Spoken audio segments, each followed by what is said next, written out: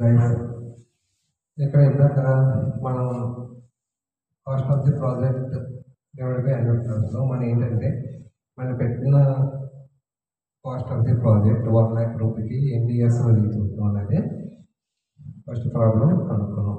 ఇక్కడ next problem వచ్చేసరికి చూడండి, the cost of the project is 50,000 has and expected life 5 years. The cash interest for the next year are 24,000, 26,000, 20, 17, 16 respectively. ఇక్కడ ఏంటి, cost of the project అనేది 50,000. Okay, number of years 5 years. ఇక్కడ multiple క్యాష్లో మనం ఏంటంటే multiple ఇచ్చాడు. ఏంటంటే cost of ప్రాజెక్ట్లో మనం ఏ ఇయర్కి రీచ్ అవుతాం అనే దాంట్లో 24,000, 26, 27, 60,000 ఇచ్చాడు. అంటే ఇక్కడ మనం 50,000 పెట్టిన అమౌంట్ ఇందులో ఎంత అంటే 24, 26, 27 ఇక్కడ 5 ఇయర్స్లో ఏ ఇయర్స్లో రీచ్ అవుతాం. ఓకేనా, ఇక్కడ డైరెక్ట్ ఇచ్చేసాడు. నెంబర్ ఆఫ్ ఇయర్స్లో 25,000 అంటే 24 డివైడెడ్ బై ఇది చూడండి 1 lakh రూపీ అంటే 25,000లో ఇంటూ డివైడెడ్ బై 4 అంటే 4 ఇయర్స్లో అమౌంట్ అనేది వచ్చేస్తుంది. ఇక్కడ చూడండి, ఇక్కడ ఇలా ఇవ్వలేదు. మనం పెట్టిన కాస్ట్ ఆఫ్ ది ప్రాజెక్ట్లో 50,000 రూపీస్, నెంబర్ ఆఫ్ ఇయర్స్లో ఇయర్ చొప్పున 5 years వరకు ఇంత అమౌంట్ ఇచ్చేసారు. ఇక్కడ ఈ అమౌంట్లో మనం పెట్టిన అమౌంట్ ఏ ఇయర్లో రీచ్ అవుతున్నది అనేది ఇక్కడ ప్రాబ్లం. ఓకే, ఈ ప్రాబ్లంలో మనకి ఏ సమ్ ఇచ్చినా సరే గుర్తుపెట్టుకోండి, టచ్ చేసి అంటే కింద మనకు ఈ సమ్స్లో మనం cost of the project 50,000, number of years ఇన్ని ఇయర్స్ ప్లస్ అంటే నెక్స్ట్ 5 yearsకి ఎంత అమౌంట్ అని కింద తీసుకుంటే మ్యాక్సిమం 6 to 8 మార్క్స్ వేస్తారండి. ఇది గుర్తుపెట్టుకోవాలి. మన ఫార్ములా బట్టి ఇది ఎలా చేయాలో చెప్తాం. Play back period is equal to cash of the project divided by annual cash flow. Okay, ఇక్కడ యాన్యువల్ క్యాష్ ఫ్లో అనేది 5 years ఇచ్చాడు. గుర్తుపెట్టుకోండి, ఇక్కడ కాస్ట్ ఆఫ్ ది ప్రాజెక్ట్ 50,000, ఇక్కడ ఇయర్స్ ఇచ్చాడు కాబట్టి ఇయర్స్. ఓకే, టేబుల్ తీసుకోవాలి. ఇయర్స్ ప్లస్ క్యాష్ ఫ్లోస్ ఇస్తాడు కదా, క్యాష్ ఫ్లోస్ ఎన్ని ఇయర్స్లో, first year, second year, third year, fourth year, fifth year. చూడండి, ఇక్కడ 5 yearsలో అంటే first year, second year, third year, fourth year, fifth year ఈ క్యాష్ ఫ్లోస్ ఇచ్చాడు. ఇక్కడ అంటే first year, second year, third year, fourth year, fifth year, ఇది year wise. Okay okay, ఇక్కడ first year ఎంత ఇచ్చాడు 24,000, సెకండ్ ఇయర్ ఎంత ఇచ్చాడు 26,000, థర్డ్ ఇయర్ వచ్చేసి 20,000, ఫోర్త్ ఇయర్ వచ్చేసి 17,000 and also last year fifth year 16,000. ఇక్కడ చూడండి,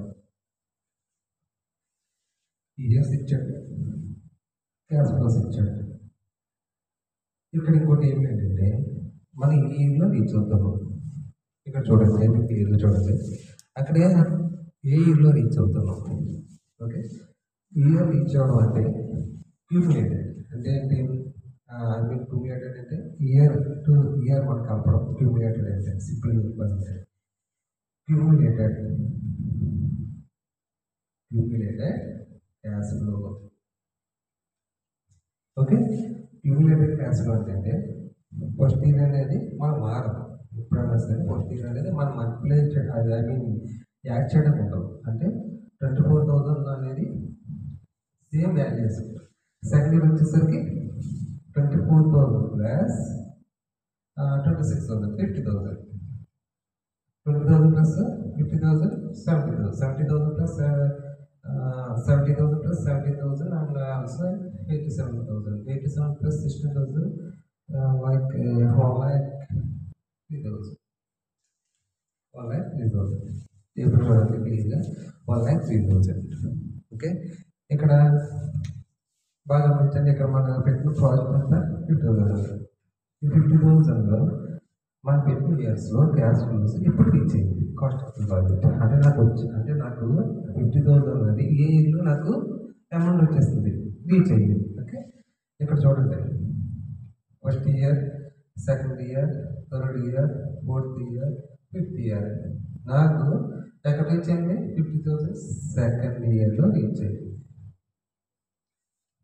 ఓకే, సెకండ్ ఇయర్ రీచ్ అయింది. నేను కామెంట్ ఏం రాస్తానంటే పే బ్యాక్ పీరియడ్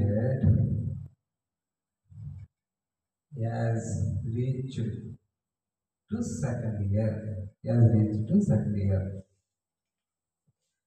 అంటే పే బ్యాక్ పీరియడ్ 50,000 నాకు సెకండ్ ఇయర్లో వస్తుంది. చూడండి క్లియర్గా.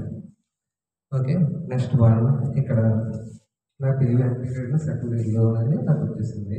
అంటే ఫస్ట్ ఇయర్ సెకండ్ ఇయర్లో వస్తుంది. సేమ్ ప్రాబ్లం డిఫరెంట్గా మార్చాడు. అంటే 50,000 కూడా 1 lakh ఇచ్చాడు. ఇక్కడ 1 lakh ఇస్తే ఏం చేయాలి? ఇక్కడ సేమ్ టేబుల్ వేస్తాం, సేమ్ క్యాష్ ఫ్లోస్ ఉన్నాయి. 1 lakh చెప్పాడు ఇక్కడ, 1 lakh చెప్పాడు ఇక్కడ. 1 lakh ఏమనేది ఇక్కడ మన ప్రైస్ ఎప్పుడు రీచ్ అయింది? ఇక్కడ చూడండి, 24, 50,000, 70,000, 87,000, 1,03,000. ఇక్కడ 1,03,000 అనేది 3,000 ఎక్స్ట్రా ఉంది. అంటే దానికన్నా ముందే అమౌంట్ 87,000. అంటే 87,000 అంటే ఇయర్లో వచ్చింది, ఇక్కడ 4th ఇయర్లో వచ్చింది.